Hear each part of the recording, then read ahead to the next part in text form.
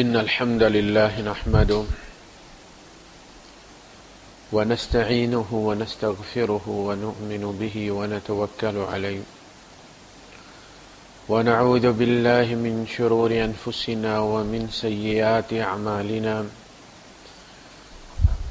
من يهده الله فلا مضل له ومن يضلل فلن تجد له وليا مرشدا وأشهد أن لا إله إلا الله وحده لا شريك له ولا ضد ولا ند ولا مثيل له ولا مثال له وأشهد أن سيدنا ومولانا ومعلمنا ومرشدنا ومخرجنا من الظلمات إلى النور محمدا عبده ورسوله أرسله الله بالحق بشيرا ونذيرا وداعيا إلى الله بإذنه وسراجا منيرا فقد بلغ الرسالة وأدى الأمانة ونصح الأمة وكشف الغمة فترك أمته على المحجة البيضاء ليلها كنهارها لا يزيغ عنها إلا هالك اللهم صل وسلم وبارك عليه وعلى آله وأصحابه وأزواجه وذرياته وأهل بيته أجمعين أما بعد فأعوذ بالله السميع العليم من الشيطان الرجيم بسم الله الرحمن الرحيم ألف لام ميم ذلك الكتاب لا ريب فيه هدى للمتقين الذين يؤمنون بالغيب ويقيمون الصلاة ومما رزقناهم ينفقون صدق الله العظيم رب اشرح لي صدري ويسر لي أمري واحلل عقدة من لساني يفقه قولي آمين يا رب العالمين.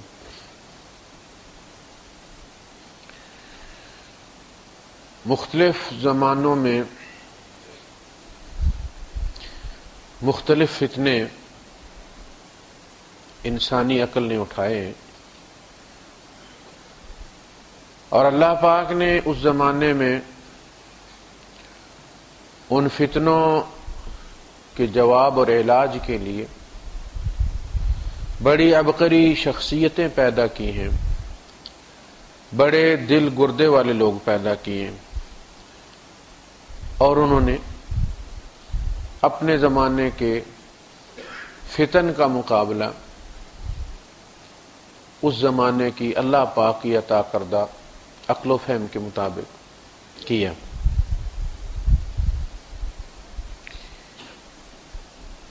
ہمارا آج کل کا جو فتنہ ہے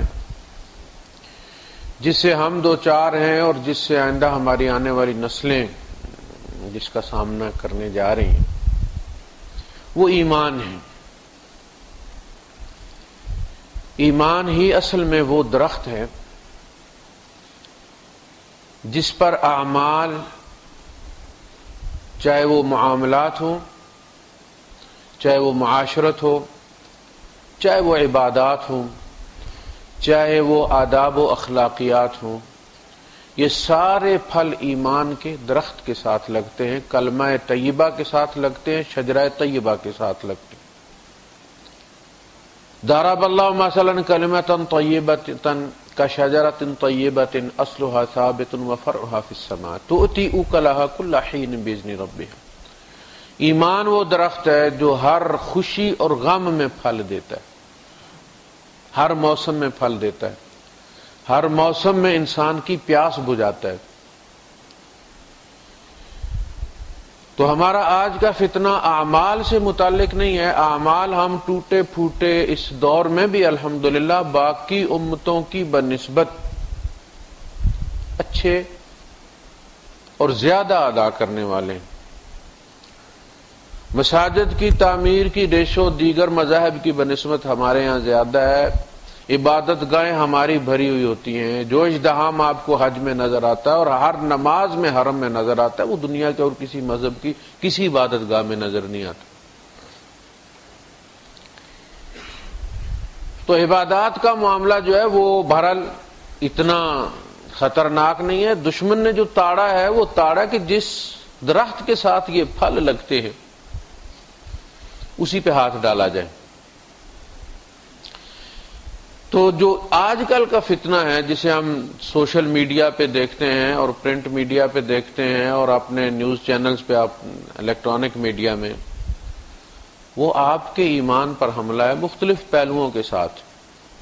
جس طرح کوئی درخت کاٹنے لگتا ہے تو اس کے پاس مختلف اوزار ہوتے ہیں. کبھی وہ مناسب سمجھتا ہے تو کلاڑے سے کام لیتا ہے، کبھی تھک جاتا ہے تو آری پکڑ لیتا ہے، کبھی کوئی اور کام شروع کر دیتا ہے، لیکن مقصد اس درخت کو گرانا ہوتا ہے. جو ملحد پیجز ہیں خدا کے منکروں کے، جو یہ سمجھتے ہیں کہ اللہ نہیں ہے، یہ بھی کوئی نئے نہیں ہے.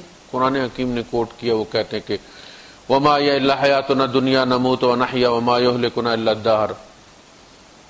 یہ دنیا کی زندگی بس یہی کچھ ہے کہ ہم جیتے ہیں، ہم مرتے، اور ہمیں زمانہ مار دیتا ہے. ان خدا نام کی کوئی چیز نہیں جو ہمیں زندگی دیتا ہے، اور جس کے حکم اور رضا کے مطابق ہم زندگی گزاریں اور جس کے حکم سے ہم مرتے اور پھر اس کے سامنے محاسبے کے لیے پیش ہوں گے. وہ کہتے ہیں ان ہی اللہ حیاتنا دنیا وما ہی اللہ حیاتنا دنیا نموت ونحیا.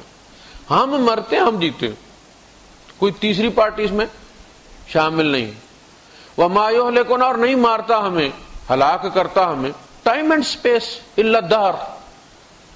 جس طرح ہر مشین پرانی ہو کے کھڑی ہو جاتی ہے، سکریپ ہو جاتی ہے، ہم بھی ہو جاتے. اگر ہماری گاڑی کے پرانے ہو کے کھڑے ہونے میں، سکریپ ہونے میں خدا کا کوئی عمل دخل نہیں ہے، ٹائم اینڈ سپیس کا عمل دخل ہے، تو ہمارے پرانے ہو کے مر جانے میں خدا کہاں سے آ گیا؟ یہ سوالات اٹھائے جاتے. تو اس کا علم چونکہ ہمارے جو علماء حضرات ہیں وہ بہت کم اس میدان میں آتے ہیں، شاید ان کے پاس ٹائم نہیں ہے، اور جو ان کے فینز نے جو بنا رکھے ہیں پیجز ان کے نام سے چلاتے ہیں، ان کے اندر بھی کوئی اتنی صلاحیت نہیں ہے. وہ بس کاپی پیسٹ کر دیتے ہیں کوئی ایک آدھ مسئلہ اپنے بزرگوں کی سوانح عمری سے اور پیجز کو چلا رہے ہیں. ڈائریکٹ وہ فیس نہیں کرتے جو ایتھیسٹ لوگ ہیں ان کو اور دیگر جو لوگ سوالات، یعنی ضروری نہیں کہ وہ ملحد ہی ہو، بعض لوگ ایسے بھی ہیں جو بڑے سنسیئر ہو کے سوال اٹھاتے ہیں، لیکن پتہ چل جاتا ہے ان کے لہجے سے کہ متلاشی حق کون ہے اور حق پر مٹی کون ڈال رہا ہے. اس میں بہت سارے سوالات اللہ کے بارے میں اٹھائے جاتے ہیں، نبی کے بارے میں اٹھائے جاتے ہیں، قرآن کے بارے میں اٹھائے جاتے ہیں. میں یہ چاہتا ہوں کہ ہم میں سے ہر ایک کو جو بھی نیٹ پہ بیٹھتا ہے اتنے ابتدائی معلومات ہونی چاہیے، وہ دلائل ہونے چاہیے کہ جن کی بنیاد پر وہ کسی مولوی صاحب کا محتاج نہ رہے بلکہ خود سے ان سوالات کا سامنا کرے اور ان کا جواب دے. اس لیے کہ اگر مولوی صاحب کو مسئلہ آتا ہے تو انگلش کوئی نہیں آتی، سوال کرنے والے کو اردو کوئی نہیں آتی، وہ پیٹتا ہے کہ یار انگریزی میں جواب دو. مولوی صاحب کہتے ہیں انگریزی تھک گئی ہوئی ہے. تو جو انگریزی جانتے ہیں ان کو مسائل کا جواب کوئی نہیں پتا. تو آپ حضرات تھوڑی سی اگر کوشش کریں، محنت کریں، تو جو بیسک علم ہے آپ کا اس کو تھوڑا سا آپ اپڈیٹ کر لیں، تھوڑا سا، کچھ زیادہ نہیں. تو میں کوشش کروں گا کہ چند باتیں جو بڑی اہم ہیں اور ایمان سے متعلق ہیں وہ آپ کے سامنے رکھ دوں. اس لیے کہ ایمان پہ جو سب سے بڑا حملہ کیا جاتا ہے وہ یہ ہے کہ یہ بلائنڈ فیتھ ہوتا ہے، اندھا اعتماد ہوتا ہے. تو یہ جو بلائنڈ فیتھ ہے یہ کوئی عیب کی بات نہیں کہ بندہ شرمائے اس میں.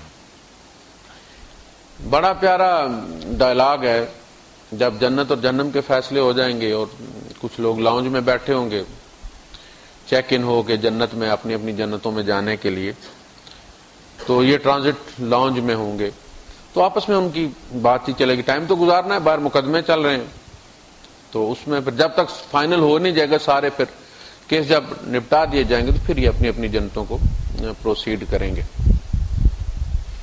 تو کہتا ہے کہ قال قائل منہم انی کان لی قرین، کہنے والے نے کہا کہ یار میرا ایک دوست ہوتا تھا، یقول انک لمن المصدقین، وہ مجھے کہا کرتا تھا کہ یار تو بھی یہ بات مان لیتا ہے، سچ مان رہا ہے، اور پڑھتے پڑھتے تو بوڑھا ہو گیا یار، دنیا کی ساری یونیورسٹیاں تو نے چھان لی ہیں، تو انگلش پڑھا نہیں بلکہ پڑھاتا ہے، تو پروفیسر ہے، اور پھر بھی تو مولوی کی بات مان لیتا ہے۔ انک لمن المصدقین، یہ کلمہ تعجب ہے، تو بھی یہ بات سچ مان رہا ہے۔ اذا متنا وکنا ترابا وعظاما انا لمدینون، جب ہم مر جائیں گے اور مٹی اور ہڈیاں بن جائیں گے، ہم پھر اٹھ کے حساب کتاب دیں گے، اور مدینون یوم ہے نا، یوم الدین، بدلے کا دن، پھر ہمیں بدلہ دیا جائے گا۔ تو آواز آئے گی حل انتم مطلعون، یہ جن صاحب کی بات کر رہے ہیں، وہ جو سوال کرتے تھے، تم لوگ چاہتے ہو کہ اس کو دیکھ بھی لو؟ قال هل انتم مطلعون فاطلع فرآه في سواء الجحیم، تو براہ راست اس کا وہ دکھا دیں گے آپ کو، اور وہ بالکل جہنم کے وسط کے اندر کھولتے ہوئے پانی میں غوطے کھا رہا ہوگا، وہ عقل مند بندہ جو تھا، جو اس کی عقل پہ تعجب کر رہا تھا کہ تم یہ بات سچ مان رہے ہو کہ جب ہم مر جائیں گے، مٹی ہو جائیں گے، کھوکھلی ہڈیاں ہو جائیں گے، یہ تو ہماری نہ فزکس مانتی ہے، نہ بایو مانتی ہے، نہ کیمسٹری مانتی ہے، سائنس تو اس بات کو بالکل رد کرتی ہے، اور تو سائنس کا پروفیسر ہے، خواہ خواہ بچوں کی زندگیاں برباد کر رہا ہے، تو پڑھا کے تیرا اپنا ہی مان یہ ہے کہ مٹی اٹھ کے بیٹھ جائے گی۔ وہ عقل مند صاحب جو ہیں وہ ہوتے کھار ہوں گے۔ قالت اللہ ان کدت لتردین، اس بندے کے منہ سے بے ساختہ نکلے گا، وہ جو دوست تھا اس کا، کہ اللہ کی قسم تو مجھے برباد ہی کرنے لگا تھا، یعنی اسے خیال آ گیا نا کہ اگر میں اس کی بات مان لیتا تو میں بھی اس کے ساتھ وہاں ہوتا۔ تاللہ ان کدت لتردین ولولا نعمت ربی لکنت من المحضرین، میرے رب کا فضل نہ ہوتا تو آج میں بھی تیرے ساتھ وہاں حاضر ہوتا کھولتے پانی میں۔ افما نحن بمیتین، کیا ہم مرے نہیں تھے؟ الا موتتنا الاولی وما نحن بمعذبین، اب عذاب ہو رہا ہے کہ نہیں ہو رہا؟ جو تو کہتا تھا نہیں ہوگا، اب یقین آیا کہ نہیں ہے؟ تو سب سے پہلی چیز یہ کہ جی آپ سائنس سے فلاں چیز کو ثابت کریں، لاجک سے فلاں چیز کو آپ ثابت کریں، عقل سے ثابت کریں۔ آپ قرآن یہ کیوں کہتا کہ تم عقل سے کام نہیں لیتے؟ قرآن جس چیز کے لیے عقل سے کام لینے کو کہتا ہے وہ چیز ہے کہ جو توحید کے دلائل دیے اللہ پاک نے قرآن حکیم کے اندر اپنی ہستی تک پہنچنے کے لیے، ان کی بات کر رہا کہ عقل لڑاؤ، تم خود پیدا ہو گئے ہو یا اپنی نیک سک تم نے خود درست کی ہے، یا کسی کے بنائے بغیر بن گئے ہو، یا کوئی بنانے والا ہے؟ تین ہی آپشن ہے نا، میں نے اپنے آپ کو خود بنا لی، یہ تو کوئی بھی نہیں کہتا،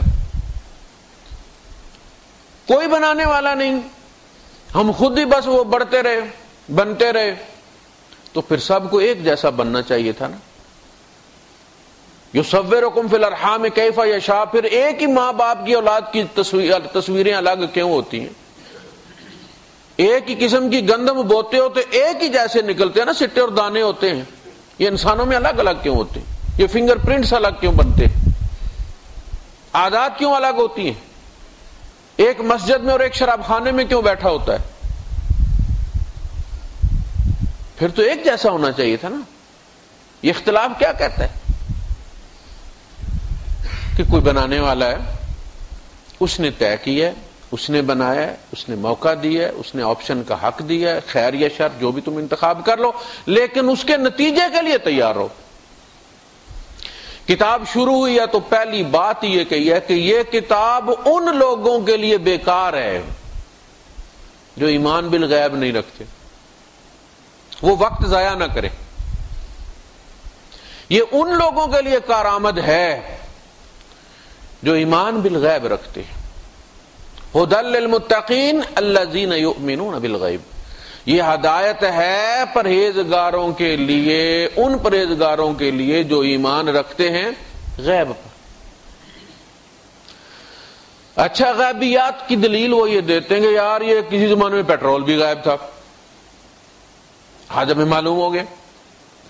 کسی زمانے میں سوڈیم بھی غائب تھا، کلورین بھی غائب تھی، آکسیجن کا بھی پتہ نہیں تھا، ہائیڈروجن کا کسی کو پتہ نہیں تھا، ان کی صفات کا پتہ نہیں تھا، استعمال نہیں ہوتی تھی، سی این جی کا پتہ نہیں تھا، یہ بھی غائب تھا۔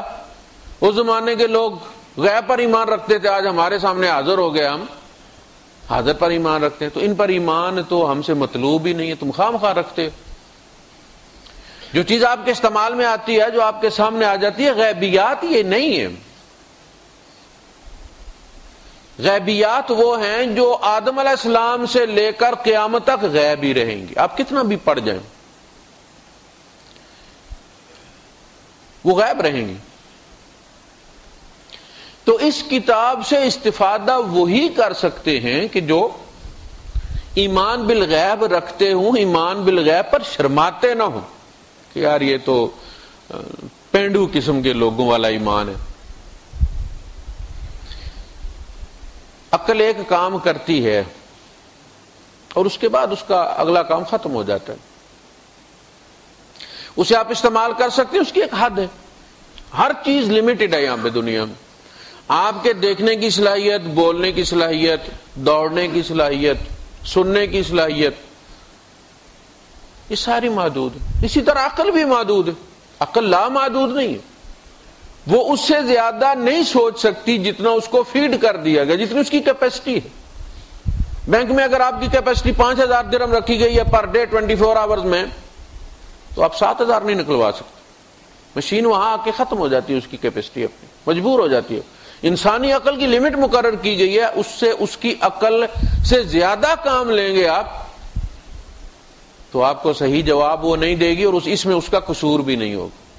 میں نے آپ کو بتایا تھا کہ ایک صاحب تھے، وہ ایئرپورٹ پہ جھگڑ رہے تھے۔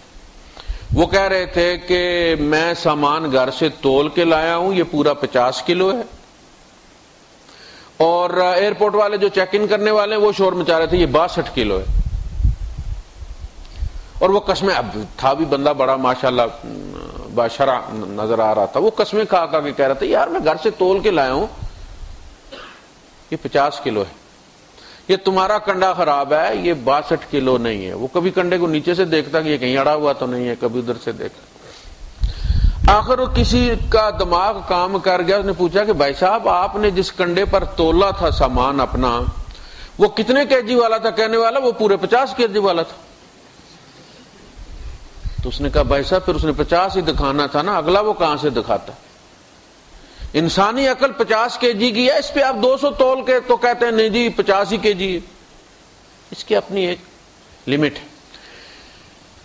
وہ آپ کو ڈاکٹر کا انتخاب کرنے میں کام آ سکتی ہے کہ فلاں ڈاکٹر کے پاس جانا چاہیے نہیں جانا چاہیے، لوگوں سے پوچھیں جو اس ڈاکٹر سے ہو کر آئے ہیں، ان کے تجربات حاصل کریں آپ کہ این ایم سی میں جانا چاہیے نہیں جانا چاہیے، عالیہ میں جانا چاہیے نہیں جانا چاہیے، انتخاب کرنا چاہیے کہ اس کے لیے مجھے یورولوجسٹ کے پاس جانا ہے یا سائیکٹرسٹ کے پاس جانا ہے۔ یہ چیزیں عقل تعین کرتی ہے۔ اس کے بعد جب آپ ڈاکٹر کے کمرے میں داخل ہو جاتے تو عقل جوتا کے ساتھ باہر رہ جاتی ہے۔ اب ڈاکٹر کے کمرے میں آپ کی عقل کا کوئی کام نہیں، اب ڈاکٹر کی عقل کام کرے گی۔ اب آپ کو اپنے آپ کو ڈاکٹر کے سپرد کرنا ہوگا۔ وہ جو ڈینٹسٹ ہوتا ہے وہ کہتا ہے منہ کھولو اور کھولو اور کھولو کرسی بچھانے کے لیے۔ اب دیکھیں نا آپ بے بس ہیں، اب یہ اس کی مرضی۔ آپ ڈاکٹر کے ساتھ آپ جھگڑ نہیں سکتے کہ یار لوگ مریض بن کے جاتے، ڈاکٹر کہتے ہیں یہ دوا بھی لکھ دیں۔ وہ پریشان ہو کے دیکھتا ہے یار یہ مریض ہے یا ڈاکٹر ہے میڈیسن کا۔ جب آپ ڈاکٹر کے پاس گئے تو آپ کی عقل اب ختم ہو گئی، اب ڈاکٹر کی عقل شروع ہو گئی۔ اب وہ جتنی بار کہتا ہے اتنی بار آپ کو دوا کھانی پڑے گی۔ اب آپ اپنی عقل نہیں لڑا سکتے۔ دین میں یہی معاملہ ہے، آپ عقل سے سوچیں گے اور پھر جب آپ دیکھیں گے کہ یہ معاملہ ٹھیک ہے تو اپنے آپ کو اور اپنی عقل کو اس بندے کے سپرد کر دیں گے۔ یہ پہلا مرحلہ اس کا۔ سب سے پہلی بات ایمانیات میں، اگرچہ ایمان کا جوہر توحید ہے، اگرچہ ایمان کا جوہر، ایسنس، ایکسٹریکٹ توحید ہے، لیکن ایمان کی بنیاد ایمان بالرسالت ہے۔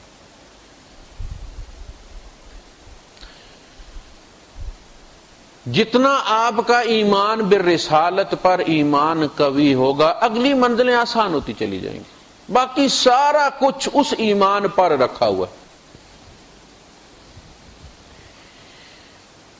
ایک بندہ ہے، وہ یہ دعویٰ کرتا ہے کہ میں اللہ کا رسول ہوں، یہ دعوی غیب ہے، اس کے باپ کے پاس بھی کوئی گیج نہیں کہ وہ چیک کر کے ہاں میرا بیٹا رسول ہے، بالکل اتنے امپیئرز آ رہے ہیں، رسولوں میں اتنے امپیئر ہوتے ہیں۔ اس کے بیٹے کے پاس بھی نہیں، بیوی کے پاس بھی نہیں۔ بیوی کو بھی اس کی زبان پر اعتبار کرنا پڑے گا، بیٹے کو بھی اس کی زبان پر اعتبار کرنا پڑے گا، باپ کو بھی اس کی زبان پر اعتبار کرنا پڑے گا، محلے والوں کو بھی۔ یہ ہے ایمان، ایمان بالغیب، یہ قیامت تک ایمان بالغیب رہے گا۔ ایسا نہیں ہے کہ ابو بکر صدیق رضی اللہ تعالیٰ کے سامنے حضور بیٹھے ہوئے تھے تو ان کا حضور پر بحیثیت رسول ایمان بالشہادہ تھا، نہیں، ان کے سامنے محمد بن عبداللہ بیٹھے ہوئے تھے، محمد رسول اللہ ایمان بالغیب تھے۔ تایا کو یقین نہیں نہ آیا، ابو لہب کو نہیں نہ آیا، ان کے بھی تو سامنے تھے نا حضور، اس کو نہیں آیا۔ اگر ایمان بالشہادہ ہوتا تو حضور اس کے بھی سامنے تھے۔ تو میں نے کیا کہا تھا کہ ایمان بالغیب، جن غیبیات پر ایمان اللہ طلب کرتا ہے کہ غیب پر ایمان لاؤ، وہ نبی کی موجودگی میں بھی غیب ہی ہوتی، قیامت تک غیب رہے، سائنس ان کو دریافت کبھی نہیں کر سکے گی۔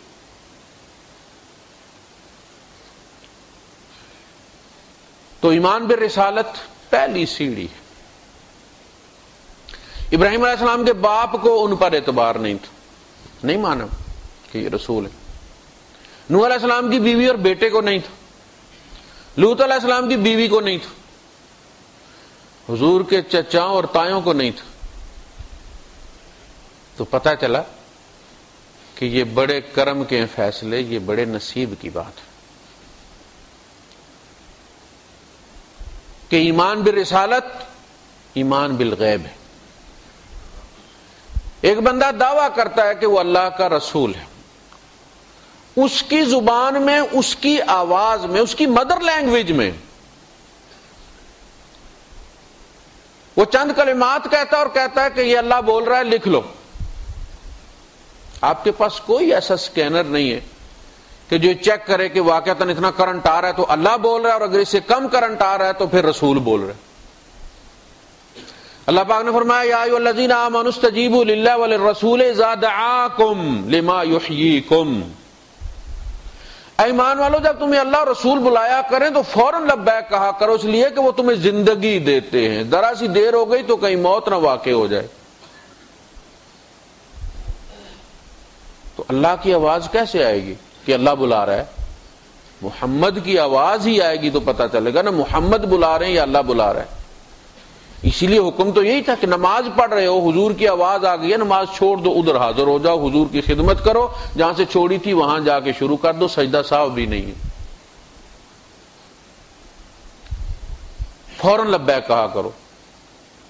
وہ کہتے ہیں یہ لکھ لو، یہ اللہ کا کلام ہے، میں نہیں بول رہا تھا، اللہ بول رہا تھا میری آواز میں۔ درخت کی آواز میں بھی اللہ ہی بولا تھا نا، یا موسیٰ اننی انا اللہ لا الہ الا انا، اے موسیٰ یہ میں ہوں اللہ، زبردست حکمت والا۔ آواز کہاں سے آ رہی تھی؟ درخت بول رہا تھا۔ آج آپ کو پتا چلتا ہے سی ڈی پلیئر میں سی ڈی ڈالو تو سی ڈی پلیئر کا منہ دیکھا آپ نے کبھی؟ ہونٹ ہلتے دیکھے اس کا منہ ہوتا ہے بغیر منہ کے ہی بولتا ہے۔ سی ڈی بولتی ہے، اس میں بندہ بول رہا ہوتا ہے، سی ڈی کے منہ کوئی نہیں ہے اس کا۔ درخت نہیں بول سکتے، ادھر درخت بولا ہے، ادھر محمد بولتے ہیں صلی اللہ علیہ وسلم۔ آپ کو پتا ہے دوسرے نبیوں کی وحی میں اور نبی کریم صلی اللہ علیہ وسلم کی وحی میں کیا فرق ہے؟ نبی کریم صلی اللہ علیہ وسلم کی وحی جو ہے وہ آپ کے دل پر القاء کی گئی. دوسرے نبیوں کو لکھ کر دیا گیا ہے یا ان کے کانوں میں ڈالی گئی ہے؟ حضور کے کان پہلے سسپینڈ کیے گئے.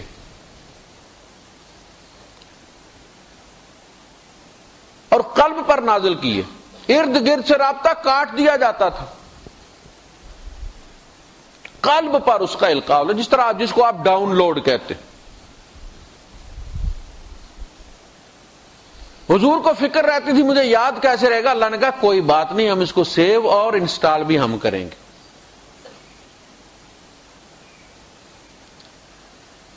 ان علینا جمعہ وقرآنہ فاذا قرأناہ فاتبع قرآنہ. جب ہم پڑھ رہے ہوں تو آپ ہماری طرف توجہ رکھیں، آپ اپنے ہونٹ ہلانے کی کوشش نہ کریں، زبان ہلانے کی کوشش نہ کریں، یاد کرنے کی کوشش نہ کریں. یہ یاد کروانا ہمارے ذمہ. تو حضور نے جو قرآن یاد کیا وہ اس طرح نہیں جس طرح ہم حافظ لوگ ہل ہل کے یاد کرتے ہیں اور جناب ڈنڈے کھا کھا کے. ادھر ختم ہوتا تھا اور اللہ کے رسول صلی اللہ علیہ وسلم ادھر اس کو پڑھ دیتے تھے اور مختلف اپنے کاتبوں کو لکھوا دیتے تھے، اور پھر درستگی بھی کسی نے کرنی ہوتی تھی. تو ایک قرآن عرش پر محفوظ تھا ارکائیو میں، اور دوسرا محمد صلی اللہ علیہ وسلم کی صورت میں بولتا موجود تھا. جس نے تقابل کرنا جا کے حضور سے پوچھ لو فلاں جگہ کیا غلطی. تو پہلا ایمان بالرسالت. ہم یہ مانتے ہیں کہ یہ جو کہہ رہے ہیں سچ کہ بھئی کیوں کہہ رہے ہیں سچ.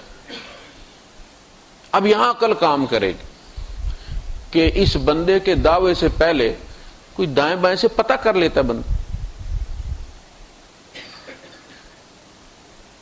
تو آپ کی تو ہستی ایسی ہے کہ جس کے دشمنوں نے بھی آپ پر جھوٹ کا الزام نہیں لگایا. یہ کریڈٹ تو آپ عربوں کو دیں گے نا. ہم جب کہتے ہیں زمانہ جاہلیت کا اور وہ اندھیرے کا زمانہ اور زمانہ جہالت، اسلام سے قبل کا زمانہ، ان لوگوں کے اندر بہت ساری ایسی خصوصیات تھی جو آج نیک سے نیک بندے میں کوئی نہیں ہے. اللہ نے ایسے نہیں چنا تھا ان لوگوں کو. آج جھوٹ بولنا ایک فن ہے. لوگ جھوٹ بولنے کے لیے میڈیا ٹیمیں خریدتے اور بناتے کہ ہماری طرف سے جھوٹ بولو. الیکشن میں ملینز دے کر ساری دنیا میں جھوٹوں کی کمپنیوں کو ہائر کیا جاتا ہے الیکشن مہم کو پروموٹ کرنے کے لیے. جتنے میری چھوٹی خوبی کو جتنا بڑا کر سکتے ہو A4 پر، اتنا بڑا کر کے دنیا کو دکھاؤ. A3 پہ لے جاؤ اسے، اور میری خامیوں کو چھوٹا چھوٹا کرو، اسے A5 پہ لے جاؤ. اس زمانے میں جب کیسر نے پوچھا ہے، اور کیسر کہیں دیہات میں کسی ڈھوک میں نہیں بیٹھا ہوا تھا، ایک سپر پاور کا بادشاہ تھا، روما جیسے شہر میں، اور پوچھا جا رہا ہے کہ کیا محمد نے کبھی جھوٹ بولا ہے؟ اس لیے کہ حضور کا خط گیا ہوا تھا نا، اور وہ تحقیق کر رہا تھا. انہوں نے کہا کوئی قافلہ ایسا لے آؤ کہ جو یہ بتائے کہ یہ بندہ جس نے خط لکھا ہے اس کو جاننے والا کوئی لے کر آؤ. تو ان کا قافلہ قریش کا گیا ہوا تھا تجارت کے لیے، وہ پکڑ کے ان کو لے آئے. ان کا تمہارا سردار کون ہے؟ جی یہ سردار صاحب ہے. سردار کو کھڑا کر لیا، باقی قافلے کو پیچھے بٹھا دیا اور کہا کہ جب یہ جھوٹ بولے تو مجھے اشارہ کر دینا. اب وہ سوال جواب شروع ہوئے اور اس نے مانا. اس نے کہا کہ کبھی وعدہ خلافی نہیں کی، کبھی جھوٹ نہیں بولا، بہترین نسب والے ہیں، بہترین اخلاقیات والے ہیں، سارا کچھ وہ تسلیم کرتے رہو. کہتے رہیں کہ اگر مجھے یہ ڈر نہ ہوتا کہ قریش میں یہ مشہور ہو جائے گا کہ ابو سفیان جھوٹ بولتا ہے تو میں جھوٹ بول دیتا، کوئی الزام لگا دیتا. کتنا بدنامی سے ڈرتے تھے. خدا سے ڈر نہیں تھا، بدنامی. اس لیے کہ بزنس چلتا ہی آدمی کی گڈ ول پہ ہے. لوگوں میں مشہور ہو گیا کہ ابو سفیان جھوٹ بولتا ہے تو بات ہی ختم ہو جائے گی. تو جس ہستی کے جتنے بھی سوال آتے ہیں نا، ان سب کا جواب یہ ہے، یہاں سے سٹارٹ کریں گے تو بات لمبی نہیں چلے گی.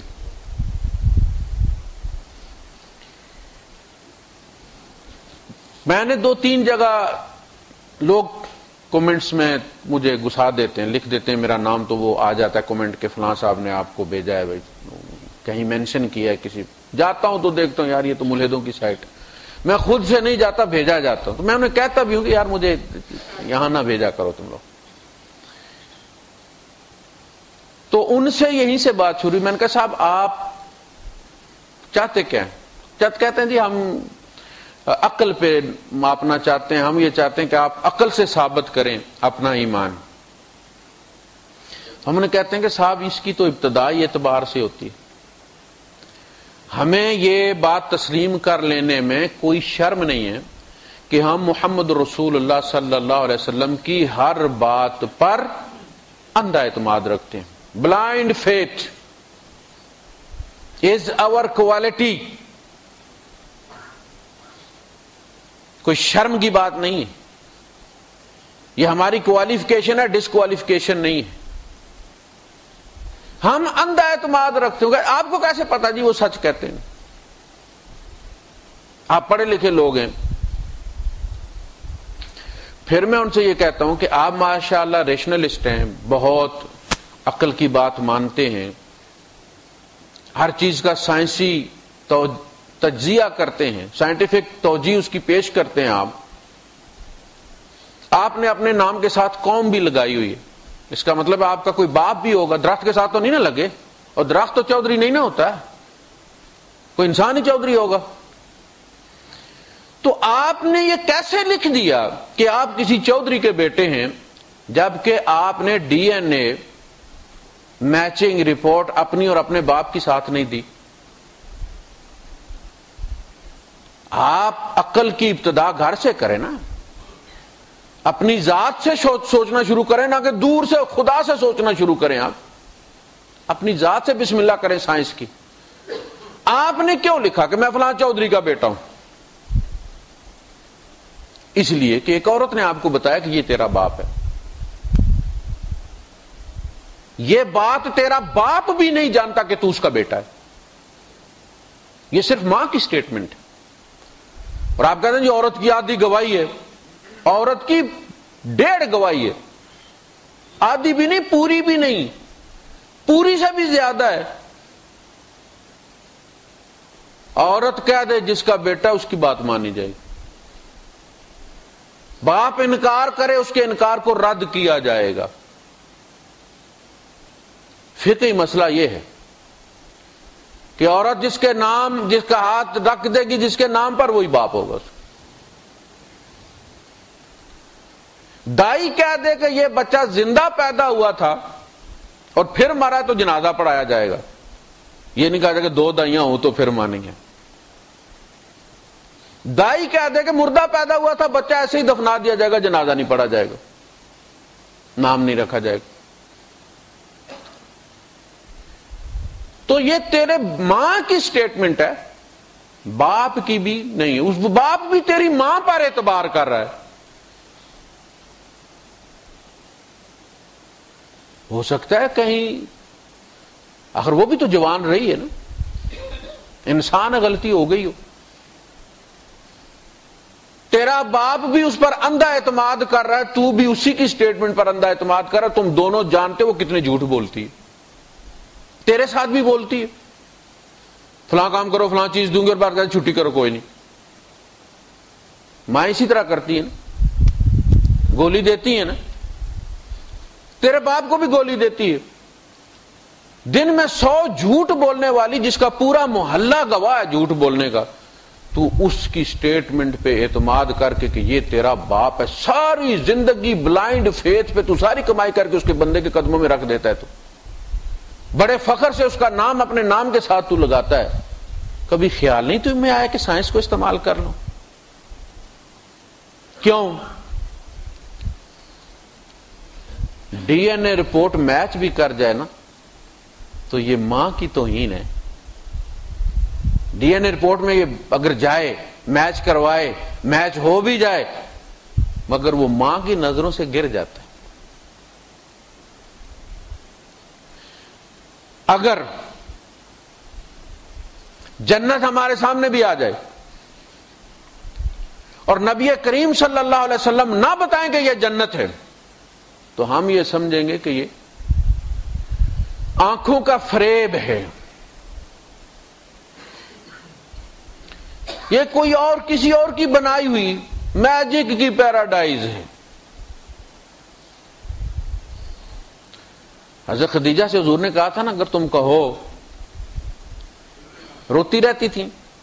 قاسم جب فوت ہو گئے تو حضور نے فرمایا کہ اللہ پاک نے اس کو تیری شکل کی حور دے دی ہے، اسے محسوس نہیں ہو رہا کہ میری ماں نہیں ہے، تم فکر مت کرو۔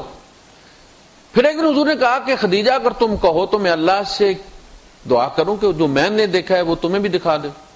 تو انہوں نے کہا جی بس بس بس بس اللہ کے رسول، میں آپ کی زبان پہ اعتبار کرتی ہوں، مجھے اس کی ضرورت نہیں ہے۔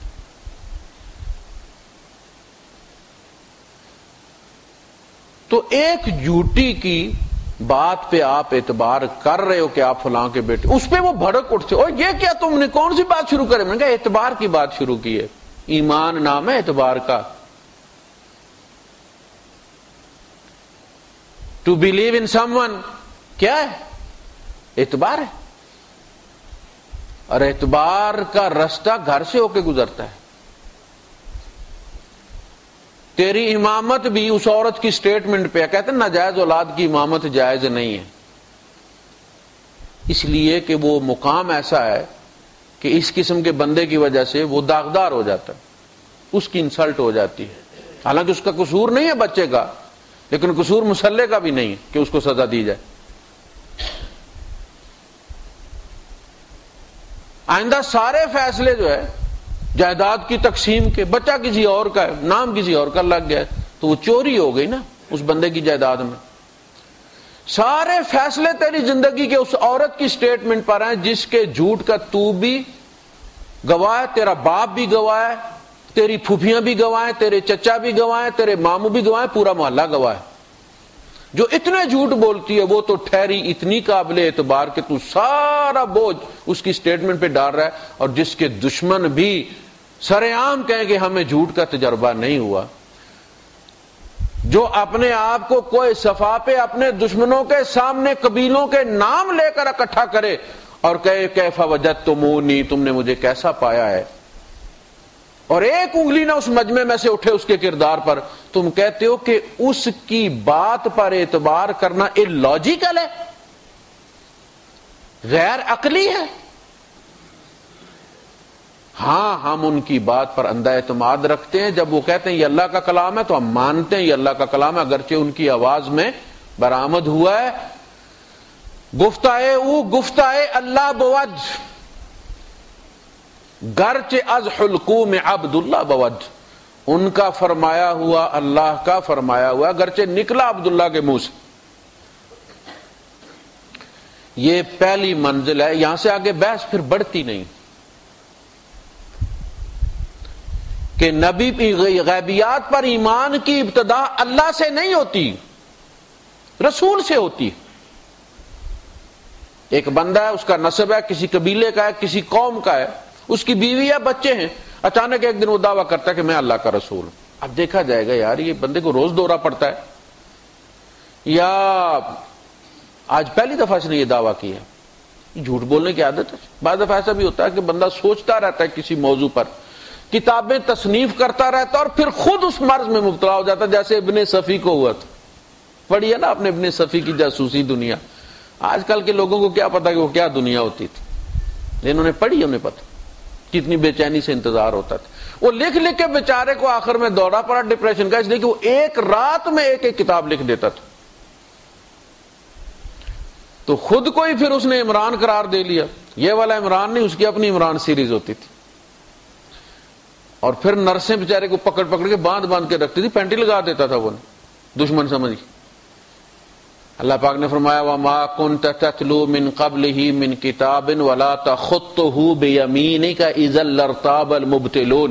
اے نبی نہ آپ اس سے پہلے ڈائجسٹ پڑھا کرتے تھے، کوئی کتابیں پڑھا کرتے تھے، نہ فکشن سیریز آپ پڑھا کرتے تھے، نہ آپ کوئی ایسی سیریز لکھا کرتے تھے، وَلَا تَخُطُّهُ بِيَمِينِكَ، نہ آپ دائیں ہاتھ سے لکھا کرتے تھے کہ یہ ظالم شک میں مبتلا ہو گئے ہیں کہ اس میں پہلے ہی جراثیم تھے لیڈر بننے کے، اور اس نے سوچا کہ اگر یہ سٹنٹ میں اٹھاؤں تو لیڈر بن جاؤں گا.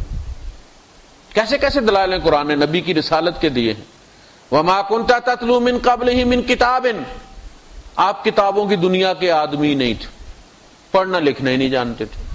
تو یہ حضور کی ڈسکوالیفیکیشن نہیں ہے، نہ پڑھنا حضور کی کوالیفیکیشن ہے، دلیل ہے حضور کی رسالت کی کہ ایک شخص علم کی دنیا میں سے نہیں گزرا، ایک کتاب نہ لکھی نہ پڑھی، ایک جملہ نہیں لکھا، شعر و شاعری نہیں کی، ادب کی دنیا کا بندہ نہیں ہے، مجمع لگا کے تقریریں نہیں کرتا، شائنس ہے، اپنی ذات میں مگن رہنے والا بندہ ہے. کسی نے کوئی بات پوچھ لی تو جواب دے دیا، مجمعوں میں نہیں جاتے، میلوں میں نہیں جاتے. اچانک وہ بندہ بولنا شروع ہوا اور پھر ایسا بولا ہے کہ عرب اس کا جواب دینے سے عاجز آ گئے. کا ایسا کلام بنا کے لاؤ.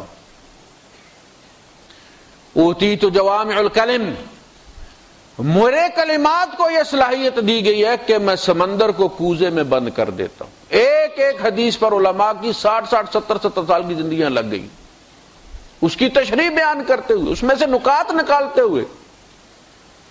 حدیث جب حدیث ہوتی ہے تو وہ بولتی ہے، بتاتی ہے یہ اللہ کے رسول کا کلام ہے، وہ عام انسانوں جیسا کلام نہیں ہے. جس کسی نے مکس کرنے کی کوشش کی، الفاظ بتاتے ہیں کہ یہ نبی کا کلام نہیں ہو سکتا، یہ میرے نبی کے الفاظ نہیں.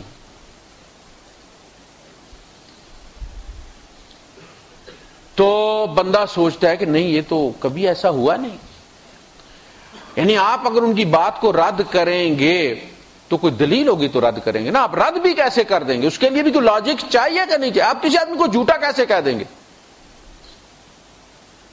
کوئی دلیل ہوگی نا. ایک بندہ گواہی دیتا ہے، عدالت دوسرے فریق کو موقع دیتی ہے کہ آپ ان کے گواہ کو جھوٹا ثابت کریں. مجرد یہ کہہ دینے سے کہ جی گواہ جھوٹی گواہی دے رہا ہے، یہ کوئی دلیل نہیں، عدالت نہیں مانتی. آپ اس کا جھوٹ ثابت کریں گے، صاحب اس نے فلاں جگہ جھوٹی گواہی دی تھی، یا فلاں کی زمین اپنے نام جھوٹ بول کے لگوا لی تھی، یا فلاں کی کوئی نہ کوئی آپ کو اس کا کرائم دینا پڑتا ہے. فقد لبثت فیکم عمرا من قبلہ افلا تعقلون، میں تم میں اپنی عمر گزار چکا. 40 سال ہوتے ہیں. بندے تو یہاں 2 دن کے سفر کا جو حج کا عمرے کا ہوتا ہے یہاں ایکسپوز ہو جاتے ہیں. بڑے بڑے حاجی جو پرنے ڈال کے بیٹھتے ہیں، بارڈر کراس نہیں ہوتی کہ پتہ چل جاتا ہے اندر دین نام کی کوئی چیز نہیں. کہا جاتا ہے بھائی صاحب آپ اگر پیچھے آ جائیں تو یہ 2 فیملیز اکٹھی ہو جائیں. کہتے ہیں میں پہلے بیٹھا ہوں. اتنی انسانیت نہیں ہے کہ یار تم اگر ان کو سہولت دے دو گے تو پیچھے طرف پچھلی سیٹ کو لیٹ تو نہیں نہ پہنچے گی، مکہ اسی گاڑی میں. وہ 2 فیملیاں اکٹھی ہو جائیں گی تو آسانی رہے گی. تم فیملی کے ساتھ بیٹھے، وہ بیچارے ان ایزی فیل کر رہے ہیں، تو تم مہربانی کر دو. نہیں میں پہلے بیٹھا ہوں. تو پتہ چل گا یہ پرنا جو اوپر ڈالا ہوا ہے یہ دال کے اوپر ڈالا ہوا گوشت نہیں ہے. 2 دن میں ایکسپوز ہو جاتے ہیں. فقد لبثت فیکم عمرا من قبلہ، میں 40 سال تمہارے اندر گزارے. وہ جو شعلہ نوائی کی عمر ہوتی ہے جوانی کی، جب بندہ سمجھتا ہے کہ وہ کیٹو سر کر لے گا، میں نے اس زمانے میں کوئی دعویٰ نہیں کیا. اب 40 سال کے بعد جب عقل و شعور پختہ ہو جاتا ہے بندہ، پھر نئے 40 سال کے بعد پھر نئے آئیڈیاز پیدا نہیں ہوتے، پرانوں کی قبریں کھود کے دفن کرتا رہتا ہے بندہ. وہ پچھتاووں کا پھر لاشیں دباتا ہے. 40 سال بعد ایک بندہ اعلان کرتا ہے کہ میں اللہ کا رسول ہوں، مجھے اللہ نے چنا ہے تمہارے لیے اور یہ اللہ کے احکامات ہیں. تو سب سے پہلی منزل ایمان بالرسالت ہے. اگر یہاں کوئی کمی رہ گئی تو حال پھر ان پلوں جیسے ہی ہوگا جس پر سے جب وزنی ٹرک گزرتا ہے تو پھر وہ پل بیٹھ جاتا ہے. ایمان بالرسالت کمزور ہو تو جو اگلی منزلیں ہیں وہاں پھر ٹرک نہیں، پورے پل گر جاتے ہیں. تو ہم قرآن حکیم کو صرف اس لیے اللہ کا کلام مانتے ہیں کہ محمد کہتے ہیں صلی اللہ علیہ وسلم کہ یہ اللہ کا کلام ہے. نہ اس قرآن پر اللہ کی مہر ہے، نہ جبرائیل کے دستخط ہیں. یہ عربی میں ہے، حضور عرب تھے. عربوں کے لیے نازل ہوا تھا تاکہ پہلی جماعت کو سمجھایا جائے اور پریکٹیکل کروایا جائے اور دنیا والوں کے لیے نمونہ بنایا جائے. وَكَذَلِكَ جَعَلْنَاكُمْ أُمَّةً وَسَطًا لِتَكُونُوا شُهَدَاءَ عَلَى النَّاسِ وَيَكُونَ الرَّسُولُ عَلَيْكُمْ شَهِيدًا. کوئی کہ سائنٹیفیکلی آپ ثابت کر دیں قرآن حکیم اللہ کا کلام ہے، تو اللہ پاک نے فرمایا ہم یہ بھی کر سکتے تھے، ہم یہ بھی کر سکتے تھے، لیکن پھر وہ جو رستہ ہم نے رکھا ہے نا، بیریئر لگا دیتے ہیں نا پولیس والے، 4 ٹریک ہوتے ہیں، 3 وہ بند کر دیتے ہیں، 1 ٹریک کھلا رکھتے ہیں تاکہ ہر گاڑی ان کے سامنے سے ہو کے اس تنگ رستے میں سے گزرے اور اس کو چیک کیا جا سکے. میرے رب نے سارے ٹریکس بند کر کے محمد والا ٹریک کھول کے رکھا ہے، یہاں چیک ہو جائے کہ بندے کے اندر ایمان ہے کہ نہیں. جو یہاں سے نہیں گزرا وہ بڑا نیک پرہیزگار، یہود کے اندر بڑے بڑے نیک لوگ بھی تھے، عیسائیوں میں بڑے بڑے نیک لوگ بھی تھے، لیکن وہ محمد والے ٹریک سے ہو کر نہیں گزرے، اللہ نے رد کر دی.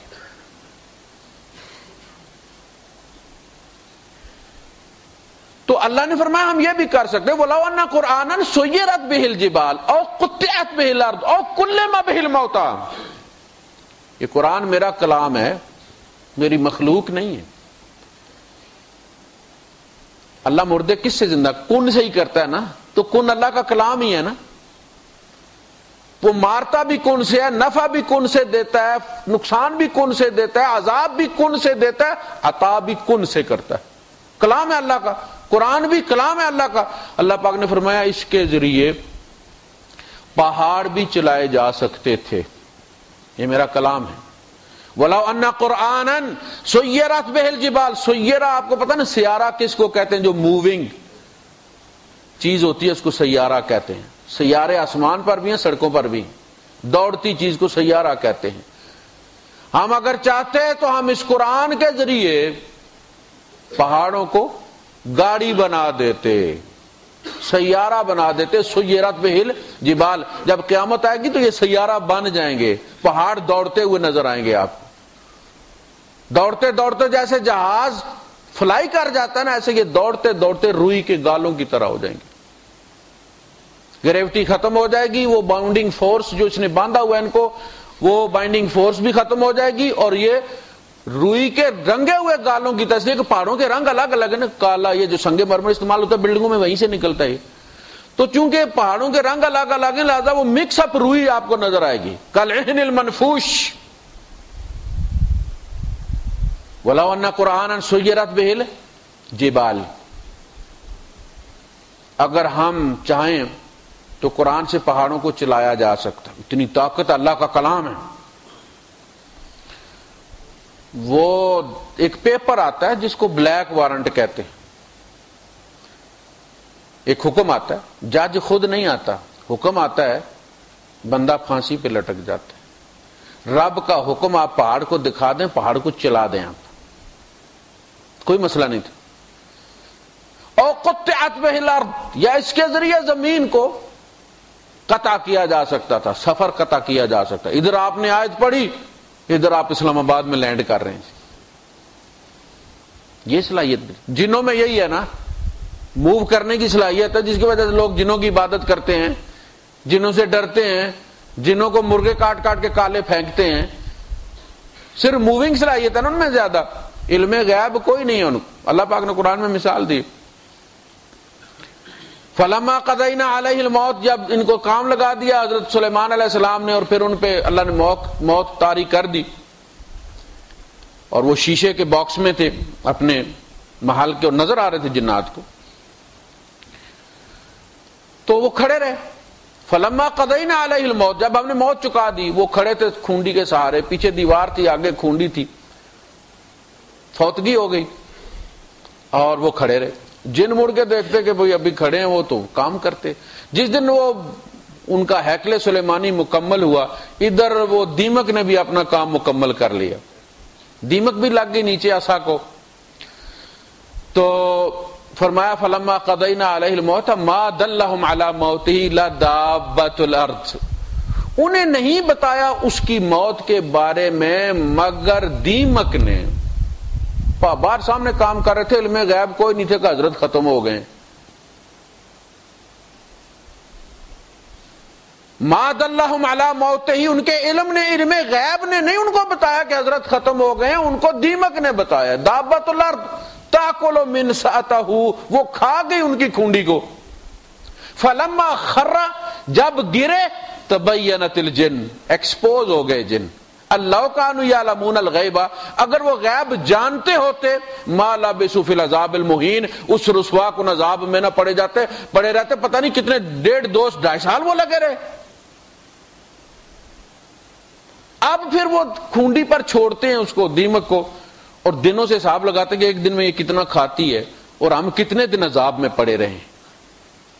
آپ کو وہ بتاتے ہیں فلاں نے جی جادو کر دیا آپ پر جی، اور فلاں نے فلاں جگہ رکھا جی. یہ جنوں کو کیسے پتا چل گیا بھی؟ تو فرمایا کہ اگر ہم چاہتے تو اس قرآن کے ذریعے پہاڑ چلا دیتے، اس قرآن کے ذریعے فاصلے طے کیے جاتے. وَكُلِّمَ بِهِ الْمَوْتَى، اس کتاب کے ذریعے مردوں سے بات کی جا سکتی. حضرت عیسیٰ علیہ السلام مردے کو زندہ کرتے تھے، کیا کہتے تھے؟ قم بِإِذْنِ اللہ، اللہ کے اذن سے کھڑا ہو جا، مجھے اللہ نے لیٹر دیا ہے، میرے پاس اللہ کے اذن کی اتھارٹی ہے. قم بِإِذْنِ اللہ، کھڑا ہو جاتے. فرمایا اس قرآن کے ذریعے مردے بھی زندہ کیے جا سکتے. بل للہ الامر جمیعا، اللہ نے یہ سارے کام اپنے ہاتھ میں رکھے، تمہارے ایمان کے ٹریک کو محمد کے قدموں سے گزار کے لا رہا ہے. وہ کہتے ہیں یہ قرآن ہے تو یہ قرآن ہے، اور کوئی ثبوت نہیں ہے کہ جو ہی ہم جناب قرآن کے اوپر وہ 2 تاریں جوڑتے ہیں فوراً بلب چلنا شروع ہو جاتے، پتہ چل جاتا ہے یہ اللہ کا کلام ہے. اور انسان کے کلام پر رکھتے ہیں تو نہیں جلتے، پتہ چلتا ہے یہ. ہمارے پاس کوئی سائنٹیفک اس کا ٹیسٹ ایسا نہیں ہے لٹمس کہ ہم یہ طے کر سکیں کہ یہ اللہ کا. ہمیں صرف ایک نبی کے قول پر ہم اعتبار کرتے ہیں کہ یہ اللہ کا کلام. جب یہ ہم مان لیتے ہیں اس کے بعد باقی ساری منزلیں آسان ہوتی چلی جاتی ہیں. جسے نبی کریم صلی اللہ علیہ وسلم کی رسالت پہ ایمان بالغیب نہیں ہے، وہ کتاب اللہ ثابت نہیں کر سکتا. اس لیے میں ہمیشہ کہتا ہوں کہ قرآن حکیم خود بھی اپنی گواہی کے لیے محمد صلی اللہ علیہ وسلم کی گواہی پہ کھڑا ہے، محمد کے کردار پر کھڑا ہے. حضور کی گواہی کیوں مانی گئی؟ کہ آپ نے کبھی جھوٹ نہیں بولا. سائنٹیفک لاجیکل منطقی دلیل تو یہی ہے نا کہ ہم حضور کی بات کیوں مانیں؟ اس لیے مانیں کہ انہوں نے زندگی میں کبھی جھوٹ نہیں بولا، آپ کے دشمنوں نے الزام تک نہیں لگایا آپ کو. ٹھیک، تو پتہ چلا کہ سارے اسلام کی ایمانیات سمیت سارے اسلام کا بوجھ کس پر ہے؟ محمد کے کردار پر ہے صلی اللہ علیہ وسلم. کردار کی اہمیت سمجھ لگی ہے؟ میرے نبی کی سیرت کی کوئی قدر آئی ہے کہ آپ کیا ہستی تھے؟ کیوں اللہ آپ کی زندگی کی قسم کھاتا تھا؟ اس لیے کہ وہ زندگی بنیاد تھی قرآن کی، قرآنیت کی. وہ گواہ تھی، اس نے بوجھ اٹھایا ہوا تھا، اس میں کوئی عیب نہیں تھا. موسیٰ علیہ السلام پر تو پھر بھی قتل کا الزام لگا دیا تھا نا فرعون نے. فرمایا سرکار 302 کر کے نبی بن کے آ گئے ہو، تو پھر جو 2 بندے مارے گا وہ تم سے اونچا ہو کے آئے گا. وَفَعَلْتَ فَعَلَتَكَ الَّتِي فَعَلْتَ، مجھے شرم آتی ہے اس فعل کا نام لیتے ہوئے بھی جو تو کر کے گیا تھا. وَفَعَلْتَ فَعَلَتَكَ الَّتِي فَعَلْتَ وَأَنْتَ مِنَ الْكَافِرِينَ، اور تو ناشکروں میں سے تھا. ہم نے تمہیں چھوٹا سا پالا، کہاں سے نکالا، تعلیم دلائی، رائل اکیڈمی میں تمہیں تربیت دی، جب تم نے جوڈو کراٹے سیکھ لیا ہمارا ہی بندہ مار دیا تم نے. یہ کیا ہمارے ساتھ تم نے، اور اب آ گئے تم رسول بن کے کہ سارے سرنڈر کر دو میرے سامنے. کوئی چیز تھی نا، وہ ایک دلیل دی انہوں نے. قتل خطا تھا لیکن بہرحال ان کے پاس کوئی دلیل تو تھی نا. میرے نبی کے پاس کسی کے پاس کوئی دلیل نہیں، کردار پر کوئی انگلی نہیں رکھی جا سکتی. تو تکمیل کی گئی آپ پر رسالت کی، اس لیے تو یہ پہلی منزل ہے. غیب کی پہلی منزل ایمان بالرسالت. اس کے بعد پھر حضور فرماتے ہیں یہ اللہ کا کلام ہے. پھر آگے قرآن ہمارے ایمان میں داخل ہوتا ہے، ہم اللہ تک پہنچ جائیں گے. ظاہر ہے ایک بندہ سوچتا ہے کہ مجھے کس نے بنایا، تو وہ بنانے والے پہ تو بہرحال پہنچے گا نا، لیکن اس بنانے والے سے رابطہ کیسے ہوگا، وہ کیا چاہتا ہے؟ اب جب مجھے پتا چلا کہ یہ ساری نعمتیں، جتنی بھی نعمتیں میرے اوپر کی ہیں کسی اور نے کی ہیں، تو دل میں تو یہ تمنا ہوتی ہے کہ اس اور سے میرا رابطہ ہو جائے تو میں اس سے پوچھوں کہ تیری خوشی کیا ہے، تیری رضا کیا ہے، میں تیرے لیے کیا تحفہ لاؤں، میں تجھے کیسے خوش کروں، اس لیے کہ تو نے میرے اوپر بہت احسانات کیے ہیں، اور یہ احسانات غیب میں رہ کے کیے ہیں۔ ہم تو یہ کوشش کرتے ہیں نا کہ بھائی اگلے کو پتہ چلے کہ یہ میں نے کیا ہے، اور اگر وہ کسی اور کی طرف اس کو منسوب کر دے تو ہمیں بڑی تکلیف ہوتی ہے کہ یار پیسے تو میں نے پاسپورٹ کے بھیجے تھے، ویزا بھی فری میں نے دیا، اور یہ کہتا پھرتا مجھے فلاں نے بلایا۔ تکلیف ہوتی ہے نا، اسی طرح اللہ کو بھی ہوتی ہے۔ اور میں نے اس کا نقشہ بھی خود بنایا ہے، اس کے امی ابے سے پیسے نہیں لیے۔ آپ جائیں نا اسی نقشے کا، آپ جائیں مطلب باری کے پاس، اسے کہیں فوٹوگرافر کو کہ ذرا اس کے پرنٹ نکالو، تو وہ آپ کو سائز دیتا ہے، اس کے اتنے پیسے ہیں، اتنے بائی اتنے کے اتنے پیسے ہیں، صرف فوٹو کے۔ جس نے اصلی بنایا اس نے کوئی پیسے نہیں لیے، میں نے فری میں بنایا۔ ماں باپ نے تو گند میں ڈال دیا تھا، میں نکال کے لایا، سے اپنے گھر میں لے آیا، میں سینے سے لگایا، اب یہ سینہ رگڑتا ہے میرے گھر کے ساتھ، ہجر اسود کو چومتا ہے۔ پہلے کپڑے سے لگ جائے تو پلیت ہو جاتا تھا، نماز نہیں ہوتی تھی۔ اب یہ امام بنا کھڑا ہے میرے گھر کا، کس نے بنایا ہے؟ اللہ نے، اللہ نے بنایا نا۔ تو تخلیق سے اللہ تک پہنچا جا سکتا ہے، لیکن اللہ چاہتا کیا ہے، اللہ سے رابطہ کیسے ہو، اللہ کی پسند ناپسند کیسے پتہ چلے، تاکہ میں اس پر زندگی گزاروں، میں بھی تو اس کو خوش کروں نا۔ انسان کے اندر ایک چشمہ ہے جس کا نام ہے عین شکرا، وہ احسان مندی سے پھٹتا ہے، جبر سے، گالی دینے سے، مار کے آپ تانے دے کر اس کو نہیں پھاڑ سکتے، وہ ایکسپلوڈ کرتا ہے، آپ اس پر احسان کر دیں وہ پھٹ پڑتا ہے۔ اگر آپ کے ساتھ کسی نے زیادتی کی ہے، آپ پلٹ کے زیادتی کریں گے، کبھی آپ اس کو معافی پر آمادہ نہیں کر سکتے، لیکن اگر آپ پلٹ کر احسان کریں گے تو وہ خود آ کے آپ سے معافی مانگے گا کہ یار اس دن میرا دماغ خراب ہوا تھا، مجھ سے غلطی ہو گئی۔ آپ سے کسی نے زیادتی کی، وہ یہ سمجھتا ہے کہ آپ ابھی اس کے پاس سے گزریں گے تو منہ ادھر سے کر کے گزریں گے، اس نے بھی موڈ بنا لیا، شکل اس قسم کی بنا لی ہوئی ہے کہ اسے آپ کی پرواہ کوئی نہیں ہے، کہ اچانک آپ اس کو کہتے ہیں کہ السلام علیکم ورحمۃ اللہ وبرکاتہ، کہاں گئے تھے آپ، کہاں سے آ رہے ہیں، تو یہ اس کے لیے خودکش دھماکہ ہوتا ہے۔ یہ کیا کر دیا اس نے یار، میں تو کچھ اور ہی موڈ بنا کے بیٹھا ہوتا، وہ فوراً کہہ جی میں فلان جگہ گیا تھا، آپ کا کیا حال ہے، آپ کدھر سے آ رہے ہیں، کدھر جا رہے ہیں، بات ختم ہو گئی نا۔ آپ کسی سے یہ کہیں کہ مجھے سلام کرو، بڑے سے بڑا مینیجر کسی مزدور کو یہ کہے سوٹڈ بوٹڈ کہ میری گاڑی اور میرا سوٹ دے کے مجھے سلام کرو، کوئی سلام کرتا نہیں کرتا۔ آپ کسی کی گاڑی کو رستہ دے دیں، بریک لگا لے اور اسے کہیں کہ آپ نکل جائیں، سلوٹ کرتا ہے کہ نہیں کرتا؟ کس نے کروایا؟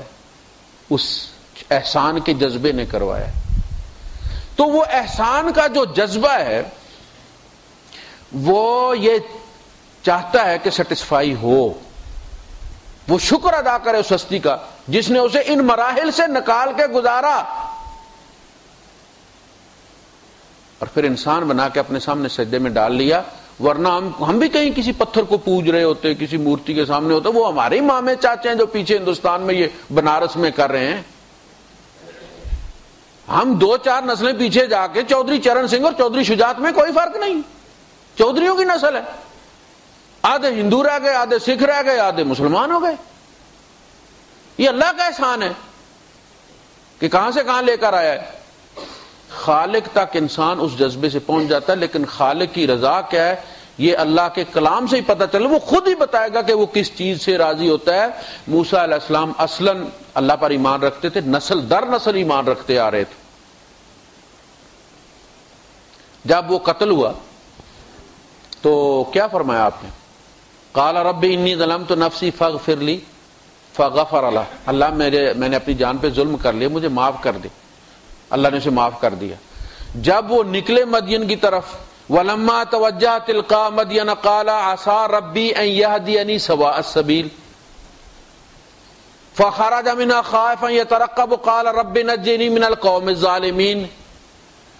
جب عورتوں کی وہ بکریوں کو پانی پلا دیا، درخت کے نیچے گئے تو کیا کہا؟ قال رب انی لما انزلت الی من خیر فقیر، اے اللہ آج تو جو بھی تھوڑی بہت خیر بھیج دے، میں آج محتاج ہوں، میرے پاس اور کوئی آپشن نہیں۔ بندہ کہتا نہیں اتنا ہی چاہیے، مجھے تو پتر ہی چاہیے، بیٹی نہیں چاہیے، آپشن ہے نا؟ کہ میرے پاس کوئی آپشن نہیں، میں تو فقیر ہوں، گھر سے خالی ہاتھ نکلا ہوں، گلی سے ہی بھاگ کے آیا ہوں۔ فرمایا جب انہوں نے آپشن اللہ پہ چھوڑ دیا، اللہ نے سب کچھ دے دیا، گھر بھی دے دیا، بیوی بھی دے دی، نوکری بھی دے دی، آپشن اللہ پہ چھوڑ دیا نا، خیر صرف طلب کی ہے کہ جو بھی خیر آج دے دے تو، میں اس کا محتاج۔ رب رب رب، پتہ چلا رب سے وہ واقف تھے۔ پھر جب اللہ کا آپ سے رابطہ ہوا تو اللہ نے کیا کہا؟ اللہ نے کہا یا موسیٰ اننی انا اللہ لا الہ الا انا فاعبدنی، اے موسیٰ میں اللہ ہوں، تعارف کروایا نا۔ وآخر دعوانا الحمدللہ۔